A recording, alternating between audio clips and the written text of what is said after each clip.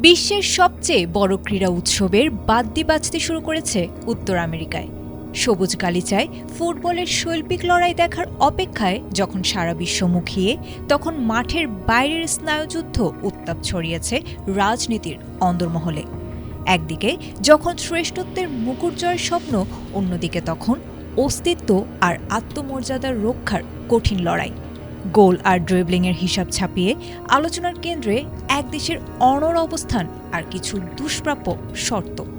বল গড়ানোর আগেই শুরু হওয়া এই মনস্তাত্ত্বিক যুদ্ধ টুর্নামেন্টের সংজ্ঞাই বদলে দিতে পারে। 2026 বিশ্বকাপ ফুটবলে অংশগ্রহণ নিয়ে দীর্ঘদিনের অনিশ্চয়তা কাটিয়ে অবশেষে চূড়ান্ত ঘোষণা দিয়েছে ইরান ফুটবল ফেডারেশন। তবে এই ঘোষণা নিছক কোনো অংশগ্রহণ নয়, বরং ভূ-রাজনৈতিক বাস্তবতায় যুক্তরাষ্ট্র, মেক্সিকো এবং কানাডার মতো আয়োজক দেশগুলোর প্রতি এক জোরালো চ্যালেঞ্জ। তেহরান স্পষ্ট জানিয়ে দিয়েছে, তারা বিশ্বকাপে অংশ নেবে ঠিকই, কিন্তু তাদের আদর্শ, সংস্কৃতি এবং বিশ্বাসে কোনো আঘাত সহ্য করা হবে না।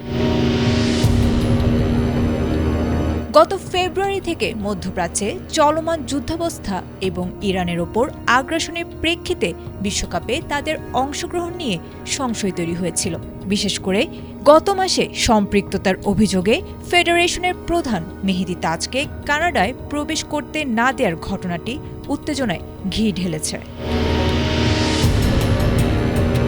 এই পরিস্থিতির প্রেক্ষাপটে ইরান ফুটবল ফেডারেশন 10টি কঠোর শর্ত জুড়ে দিয়েছে।